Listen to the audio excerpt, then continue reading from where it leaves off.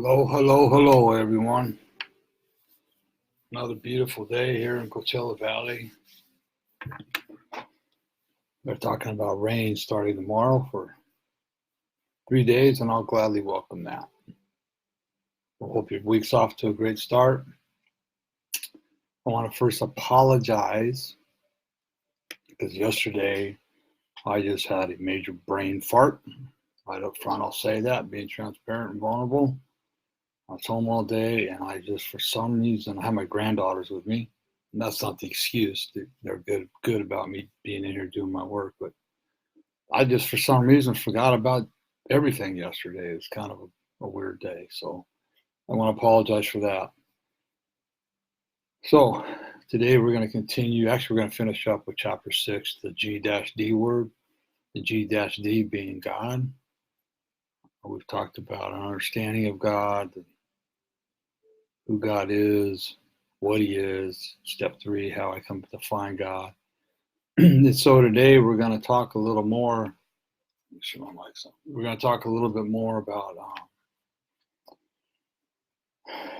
God, about how I got honest with God, honest about God, and then how I returned to the church after 38 years of being away from it. So these are both critical things in the world of recovery, or not even in the world of recovery. People all over the world have been hurt by the church and people, and what we tend to do is, because God is a God that's loving, kind, and caring. Well, I'll go back to how I felt before, who we assume is kind, caring, loving, and all that. And when people hurt us, or people in the church, what we want to do is we want to blame everything on God. If God was so loving and so kind, why did he allow all this to happen? And we know today that God gives man free will. God's a gentleman. He doesn't interfere. That's a good beauty about God. We have choices in life. So, and unfortunately, some of the choices that people make harm other people. And it's been like that for ages. So for me, it was getting to understand who God really was and learn about all that God wasn't the one that was doing the harm to me. I had that understanding as well as to why, if God's so loving, did he allow all this to happen? Well, I'm one of the lucky ones that I know that. But things happen in life. Everything that happens to us in life happens to a reason. For a reason. Everything happens for a reason. And we don't always know what that reason is. And we get impatient. We can't wait to have that reason revealed. And sometimes it takes what it takes, because God says he knows every hair on your head. He knows every plan he has for you before you're even born. So part of his plan is to reveal what needs to be revealed at the right time. And that's exactly what happened to me. And I know that's a really hard concept for people to grasp. I understand that. It is a hard concept for people to grasp. And I can accept that as well. But for me, I read one day, I was in a Christian bookstore, picked up a book of a lady that was abused, and I read Genesis 50:20. She had handwritten in the front of the book, and it said that Genesis 50:20 says that what man meant for harm, God meant for good. He brought you to this place to save the lives of men. And that was all I needed to hear, because that's exactly my story. And it continues to be my story. Is it an easy one? No. Was it easy for me to swallow? No. But the reality is, it gave me the answers that I've been craving for so many years. And at the right time in my life, they were revealed. So part of the journey with all this, and the God of my understanding, working through step 3, which is a phenomenal step for anybody to work when it comes to questioning God. Part of that was I had to learn how to reconnect with God. And part of doing that was I had to get honest with myself and others. Oh, what does that mean? Well, I had to get The program says we must become rigorously honest with ourselves. But many of us in the past, growing up through the years, every time we would try to get honest with an elder, with a parent, with a, should I say, clergyman, account, whatever. A lot of the time when we were honest, our voices were shut down. So we didn't know how to talk about the things that bothered us. We weren't allowed to talk about the things that disturb us. We weren't allowed to talk about it and learn about it in the proper ways, I should say. Most of it was just shut up and do as I tell you to do. Do as I do, not as I say. Or do as I say, not as I do. So I had to get rigorously honest with myself about a lot of things. One, about God. I was allowed to get mad at him. I had to get honest about my mother and my stepfather and why they provided me a nice home. We lived on the beach, a lot of people's dreams. But the honest truth about them is they were terrible, terrible people. And a lot of people might cringe at that, but the reality is that is the truth. They're terrible people. And they were broken people. They were terrible parents. As a matter of fact, my mother, in the terms of a parent, wasn't really a mother at all. All she did was give me my first breath and give me life. And for that, I'm grateful, eternally grateful. But she was in the definition of a mother was nowhere near what a mother should be. And my stepfather, he was just a man that was in our life that was very abusive. So I had to get honest about that. I had to speak my truth, and I had to be able to say it the way I wanted to say it and not be condemned. But then in that saying, I was able to find out and discover why they were the way they were, because they were broken and hurt. And hurt people. So through all that, I was able to forgive them and make my amends to my mother. There was nothing to make an amends to my stepfather, but I was able to forgive him. And it released me from the prison of shame, resentment, anger, and hate that I've been in for so many years. So while a lot of things happened to me in life that weren't so good, to be really truthful, I'd also received a great deal. I also received a great deal of kindness from other people. My grandparents, my grandmother, Cecil and Zelda, my father's parents. Even after my father died, they remained in my life, and they were my saving grace. And my Aunt Jean and my Uncle Gary. They were kind to me. They loved me, and actually they were probably too kind to me in many ways, and I took advantage of that. And there were other people that were kind to me along the way. So even in that home, it was, there was a lot of things that were good. Not a lot of things. There were several things that were good. But I had to look at that. I lived on the beach, and I could go surfing during the summer almost every day, and there was a lot of fun things I did. So I had to remind myself of all that, because we tend to look at all the bad. But here's the thing, that in doing that and looking at all the negative, I blame God for everything that went wrong in my life. It was all God's fault. God's fault. God, why did you take my father from me when I was 12 years old? And then after he died, why did you put this man in my life that was going to abuse me for the rest of my life? And so on and so forth. So it was always God's fault, and the reality is that God never hurt me. It was the people who had actually hurt me. And when I look back on it, God was always in my life, and he was always right there protecting me. There was nights that my stepfather was beating me so severely that I likely should have been dead. As a matter of fact, there was one night that my stepbrother, not my stepbrother, my brother told me that, in fact, if he wasn't there, he would have killed me. If my stepbrother had not been there, my brother had not been there, Jack likely would have killed me. He was beating me that severely. So God was there, and he protected me in a lot of different ways. I had a therapist sit down one day and tell me something, and she sat right next to me, right toe to toe with me.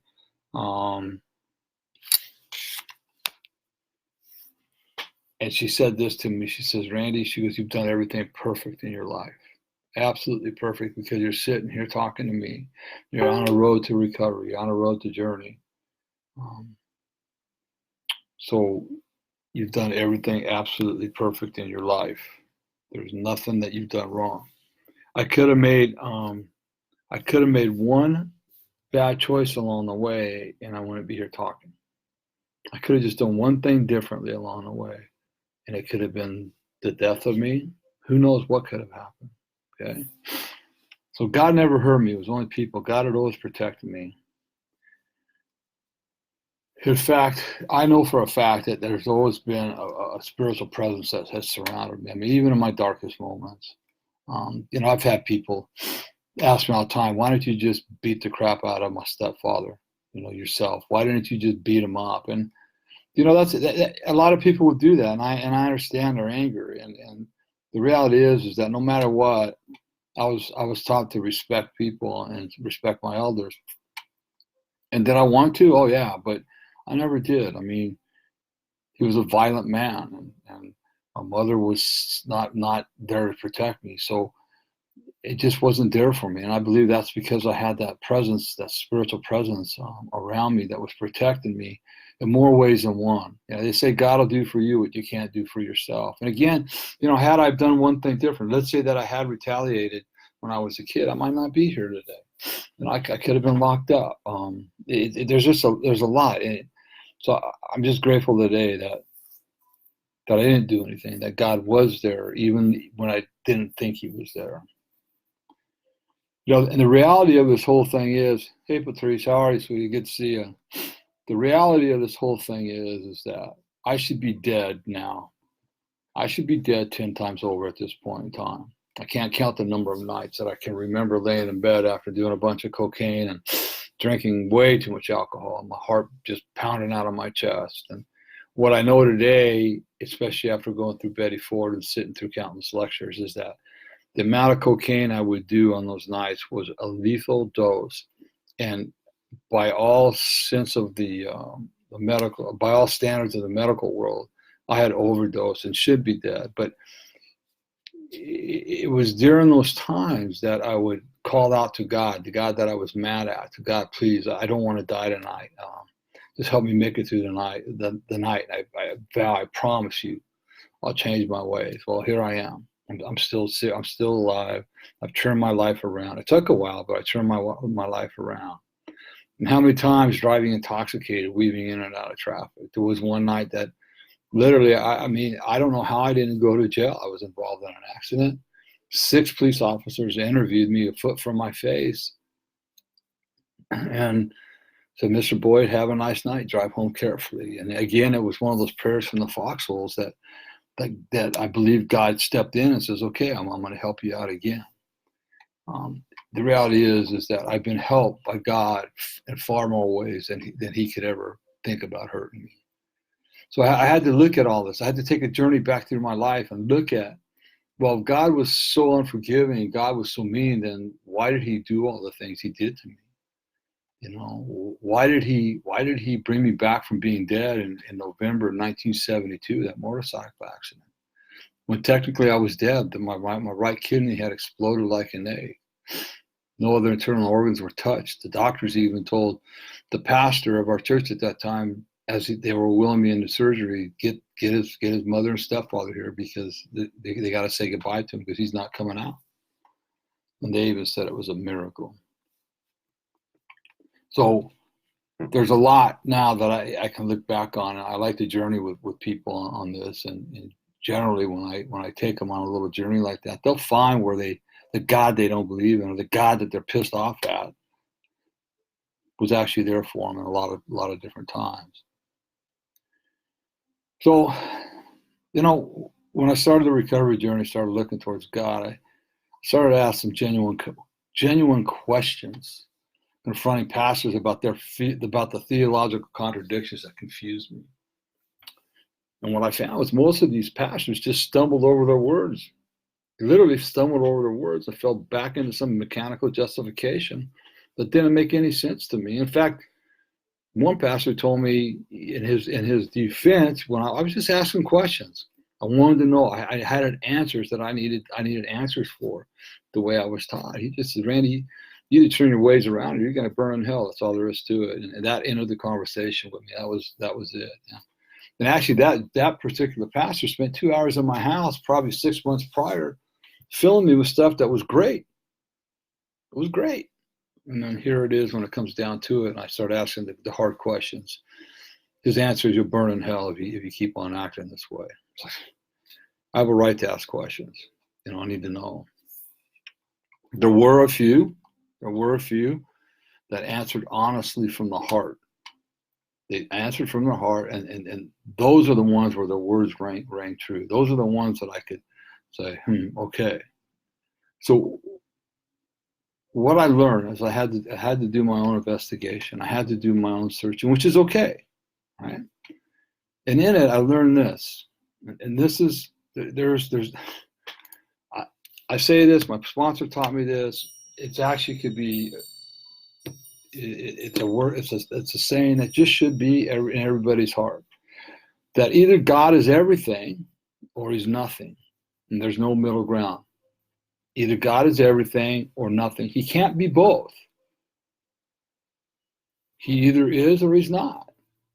You can't be walking the fence on it. It's either all in or all out. There's no in between. It's like the word trying. People say, I'm trying. Trying is a powerless word. It should be taken out of the human vocabulary. Essentially, when you're trying, you're not doing nothing. So you're either doing it or you're not doing it. There's no in between. It's either, yes, I'm working on this, or no, I'm not working on it. Trying is middle ground. It doesn't work. So either God is everything or He is nothing. And that's a hard concept for people. I've had people tell me, Randy, God, being abused was not part of God's plan for you. Well, there's probably some people right now listening to this that'll say the same thing. Well, excuse me. If God knew everything that was going to happen to me before I was born, then how can it not be part of His plan for me? Because either God is everything or God is nothing. There is absolutely no in between. And I had theological people arguing that with me. It's like, come on. It either is or it's not.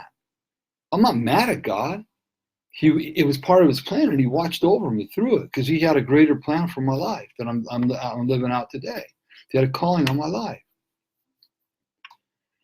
So AA gave me all the tools to truly understand who God is, and they gave me all the tools that I needed to develop a strong relationship with Him. And I mean a relationship I never thought I would have, because I was pissed off at God when I walked into the room. So I figured, I don't know about this if God's involved, and I can tell you that.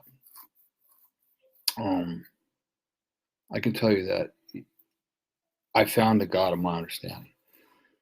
And how did I do that? Well, for me, it was questioning. Hey, Sylvia. For me, it was questioning the God that I grew up with. Is that really what God's about? For me, it was the bump and grind trail over in Rancho Mirage 3 or 4 days a week. And stopping and talking to God and meditating and having deep conversations and looking for answers. Talking to the right people. Talking to people that could guide me on the right walkway to God. Okay? Because if there is a God, if there was a God, if there is a God, I wanted to know about Him. I wanted to know this God. I wanted to know the real God, not the God that I grew up with, because that God doesn't exist. That God is all man. So, I got my relationship back with God, but however, in 1975, I walked away from God and the church. I walked away from God and the church. I turned my back on both of them. I wanted nothing to do with the church, because the church is where all the bad stuff seemed to happen. Alcoholics Anonymous helped me to get sober and gave me a life that I could never have dreamed of. And that's the fact. It helped me to get sober. They loved me until I could love myself. It also allowed me to seek and reconnect with God as I understood God. Now, remember, I talked about understanding God last week, and you go back and watch that video on YouTube if you like. But the God of my understanding back then, before I walked in, was one that raped me, beat me, condemned me to hell, was unforgiving, not understanding, not compassionate. The God I have today is complete opposite of that. Loving, caring, kind, funny, compassionate, all that stuff. AA taught me how to be a service to my community, family, and friends. AA taught me how to use my trauma, my childhood trauma and pain to help other men. But I was not ready to walk back in the doors of a church. I just could not see doing that. I was too hurt by people in the church. So God was working on me. First, he allowed me to question who he was, question the religions. He allowed me to find him in such a marvelous way. It was hard in the end to deny that God was there for me and loved me.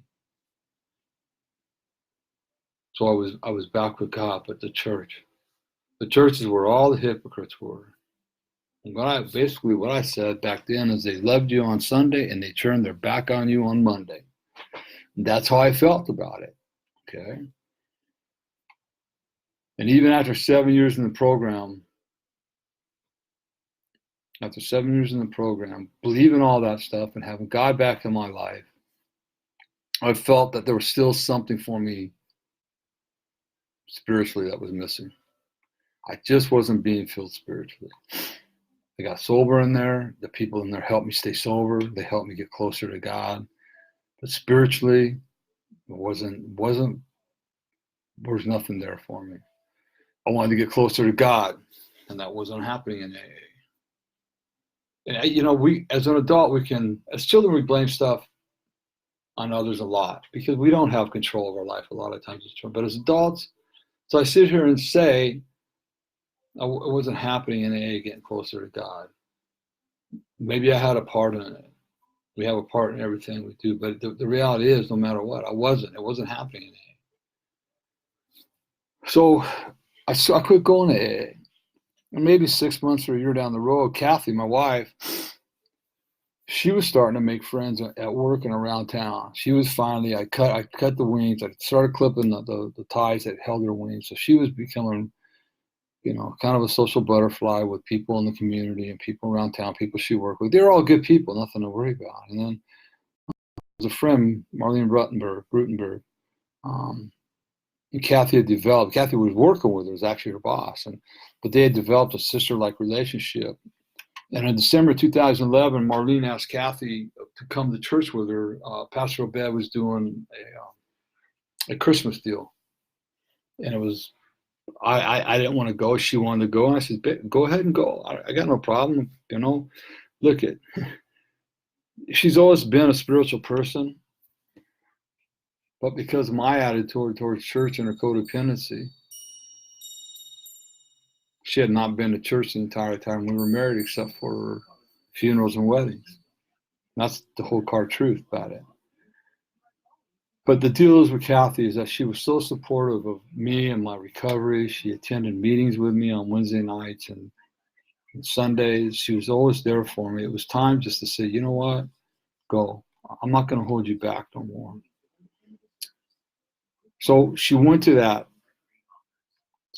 Christmas program. And when she came home, she was really, really excited about the experience because she didn't know what to expect. She had been raised in a Catholic family, not going to Catholic church, just a CEO Catholic, Christmas, Easter, and others.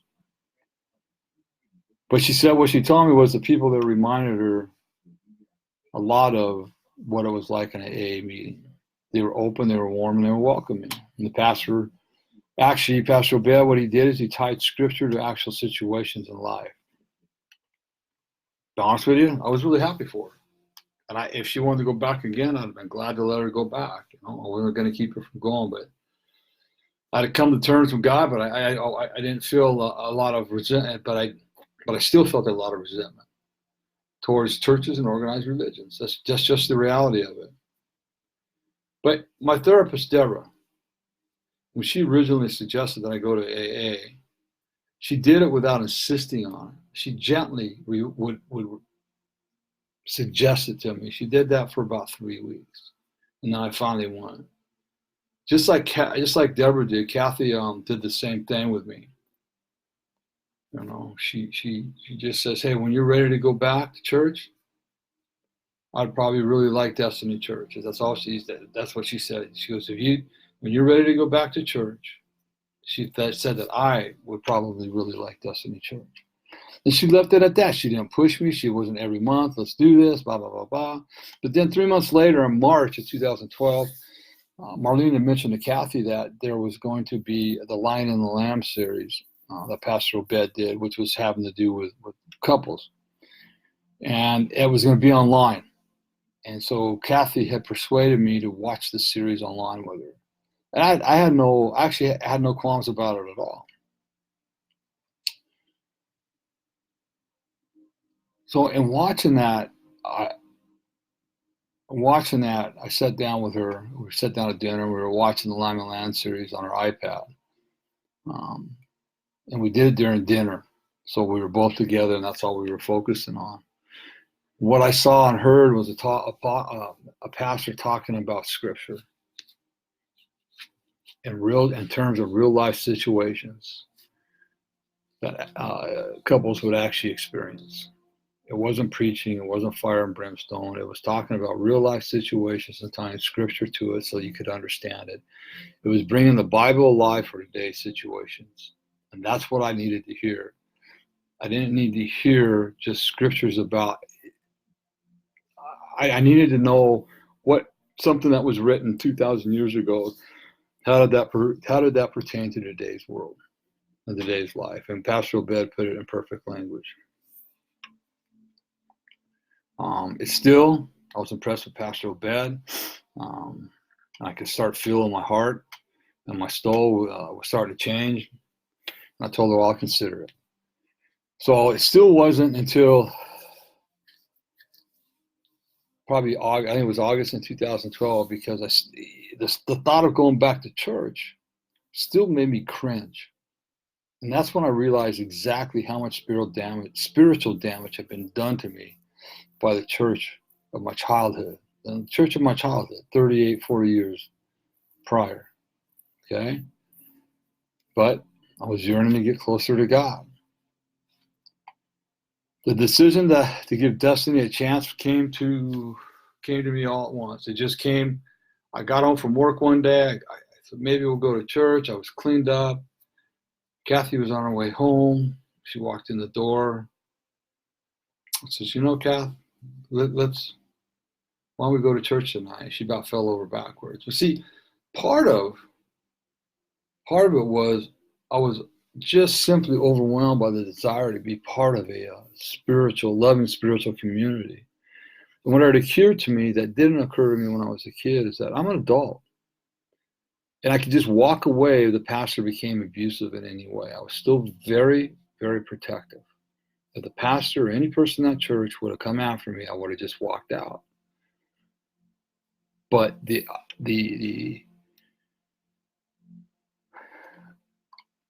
reality is when I walked in that church, nobody looked at me funny. Hands came out. How you doing? Welcome. Glad you're here. And that's exactly what I do with people today as a greeter. They walk in and says, hey, good morning, good evening. Great to see you today. I'm glad you're here. Enjoy the service. And puts smiles on people's faces 9 out of 10 times. Just being welcome and knowing that we're glad that they're there to see them. So we walked in the church that day. And I will tell you that it was not easy. There are times, especially early on, a lot of things happened in that first month that were pure revelation about this is where I need to be. But also there's many times that I wanted to run out of that sanctuary. And it wasn't nothing that the church was doing. It wasn't nothing that the pastors were doing. It was just all the stuff coming up from the past. And those times that I did that, I could literally feel God's hand on my back saying, you're not going nowhere, Randy. Stay right here.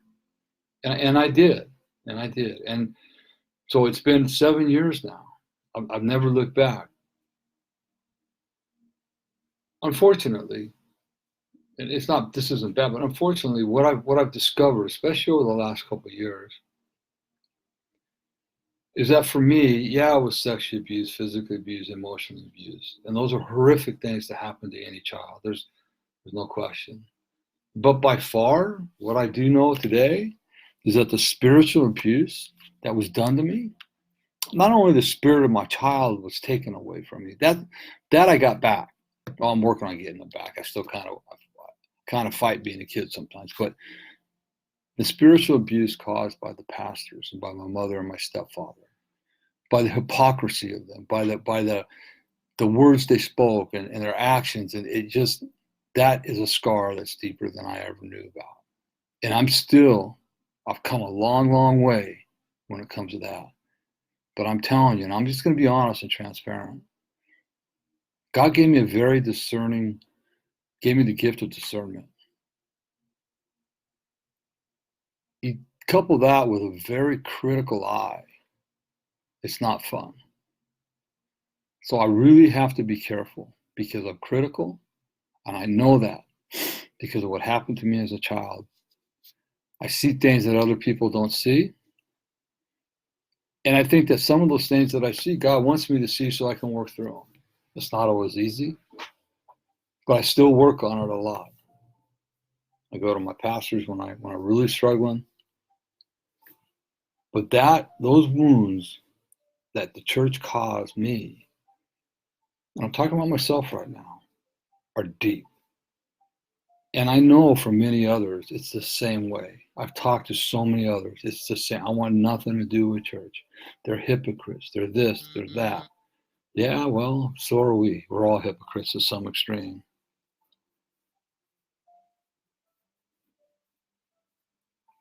We're all hypocrites to some point. Sorry, I got distracted there. But just know this. People in the church are not perfect, just like all of us. Who haven't I hurt? Who haven't I abused? Those are questions we have to look at, because we walk around in this judgment of churches and the hypocrisy. Well, maybe we need to look in the mirror. Who have we hurt with our words, with our actions? We, not God, but who have we hurt, causing them to blame it on God? That's a powerful question. We're blaming what people have done to us on God. Who says that people aren't blaming us or blaming God for what we have done to them? It might be time for a wake-up call for everybody, including myself. The church is a hospital for the sick. A hospital for the sick. And in some instances, we have ministries there that are ERs for the sick in mind and spirit. So remember, God sometimes is tough to understand. Like my therapist used to tell me all the time, and I didn't like it. I had a question, what about this? Why does God allow this to happen? And her answer was real simple. Randy, it's none of your business. Wow. What a revelation. So I hope you can all find your way back to God that are still straying and wandering. The churches, if you haven't been to church for a long time, just walk in with an open mind and be willing to see something different. You might walk into one church, you're not going to like it. That's okay. Stay. Is it you? I had to ask myself the question a lot of times, is it the church I don't like, or is it something within me that's bothering me about the church? But I can tell you this, if you come to Destiny Church in Indio, or our West Campus in Cathedral City, or our South Bay campus in Torrance, you won't feel any of that negativity. You'll be met with right where you're at, with love and understanding. We don't judge. We just want you in church. We just want you there so we can help you on to your next step in life. We don't do it, but God does. You'll see where God can actually move and work in a loving way. So next week, that's it for chapter 6. So next week, I'm going to start chapter 7, which is hitting bottom. Hitting bottom of my journey was more of an emotional bottom than anything else. So I'll be discussing that chapter for the month of December. Please visit our website, courageoushealers.org. You can check out what all is going on there. Also, remember, life coaching. Change Your Life Story Now, life coaching services. We work with marriage, addictions, abuse, inner healing, and spiritual. We can walk you through all of that. Just check out the changeyourlifestorynow.com website. Just fill out the contact form. Let me know what you need help with. Hey, it's your life. You're worth it. What are you waiting for today? There's no day like today to start your healing process. I promise you, we all need help with some kind of hurts, habits, and hang-ups to heal from. I can do it here in my home office, or we can do it via Zoom. I got hourly rates, and I got 3 different packages I can offer as well. So please check it out. Let me know what you want, and then I get back to you. Usually within 4 hours of receiving an email, I'll get back to you. My book, you can get my book, Healing the Wounded Child Within, on Amazon. It's in paperback, Kindle, and audiobook. I also have my 30-day devotional to wholeness on there, as well as a little simple 7-day challenge workbook to go with Healing the Wounded Child Within. There's just 7 simple exercises that help you start doing something to heal yourself. If you'd like to make a one-time donation to Courageous Healers Foundation or be a monthly contributor, we would really, really appreciate it. We're working on growing this. We're going to start some workshops, so on and so forth. We're looking at getting web designers, social media people. So we could really use a little financial support. I don't like asking for that, but I have to start asking for it. It's real simple. Just go to the courageoushealers.org page, click on the donate tab. You can do a one-time donation, or you can set up monthly donations on that as well. And then we are a 501c3 nonprofit organization. So all contributions are tax deductible, and at the end of the year, you will get a tax deductible receipt from us as well. Okay. And remember, we're starting our workshops. They're going to be starting in 2020. I'm going to do 4 throughout the year. The first one will be March 14th, and it's going to be on personal communication. Powerful workshop. A lot of us, one of the biggest failures in marriage is because of lack of proper communication. It kills a lot of relationships. So we're going to be working on personal communication March 14th. I'll give you the exact time and place as we get closer. We're still working on that. And then on June 13th, we are going to be doing one on forgiveness. That'll be an intensive one, what it is, what it isn't. We'll have some worksheets you can do.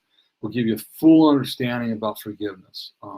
It's not what people think it is. It is, but it's not. There's less entailed in it than you might think. And once they realize what forgiveness is and what it isn't, it makes it a lot easier to start forgiving. Okay. And I'm going to have another one on September 12th and December 5th, and those are to be determined still. We're working on the topics for those. But I'm hoping by the first of the year or sooner to have a page up so you can start signing up for the workshops that we have set up already. Hey, it's Thanksgiving. Remember this. These are tough times for a lot of people. Holidays are just flat out a tough time. People have losses. Family isn't here. There's just a lot going on. There's a prayer of St. Francis. You can get it. You can Google it and get it. And it's a really beautiful prayer. Starts off really well. But towards the bottom is the ones that are really important. When we started doing our Christmas brunches the weekend before Christmas, because when I got sober, I had to separate myself just a little bit. And so we would have a Christmas brunch the Sunday before with all the family over. I can remember, I think it was the first or second year. I can't remember exactly, but I can remember my wife, Kathy. She lost her mother just 4 or 5 years prior to us having this Christmas thing. And I could feel the tension come on in the air as people started to show up. I could feel her getting uptight. And, I kind of understood why, but I can remember coming in here to my prayer room and talking about the state, doing the St. Francis prayer. But at the bottom of the St. Francis prayer, it says 2 things. There's 2 things. It says it's better to love than to be loved. And it's better to understand than to be understood. Better to love than to be loved, and better to understand than to be understood. But you can practice that because we all want to be loved and we all want to be understood. But if we have a loved one or someone that's really struggling, make that person first. Do everything you can to make that person first, just for the day. Love her. And I guarantee you, you'll be loved back tenfold. And understand her, and I guarantee you, you're going to be understood tenfold. Just keep those two things in mind if you can over the holidays. Thanksgiving, it's coming up. I want you all to have a super, super blessed Thanksgiving with your family, whatever, whoever that is and wherever you're at. Pray for our soldiers that are away from their family. They've volunteered and they're protecting our country. They give us the freedom to have our own Thanksgiving here at home. They give us a lot of freedom. They give us the freedom of speech, the freedom of religion. If it wasn't for them, this country would not be free. And they sacrifice a lot. They're away from our family. They're away from their families. They're missing their kids' birthdays, their first walk, all that. So pray for our troops this Thanksgiving and be grateful that we have them to give us the freedom to have Thanksgiving. Let's all find something to be thankful for. We can all find it. Every morning when we wake up, there's always something to be thankful for. Okay? So everybody, remember, have a really blessed Thanksgiving. Be kind and loving to each other. And remember that Randy loves you. But more importantly, God loves you. Have a blessed day, guys. Thanks.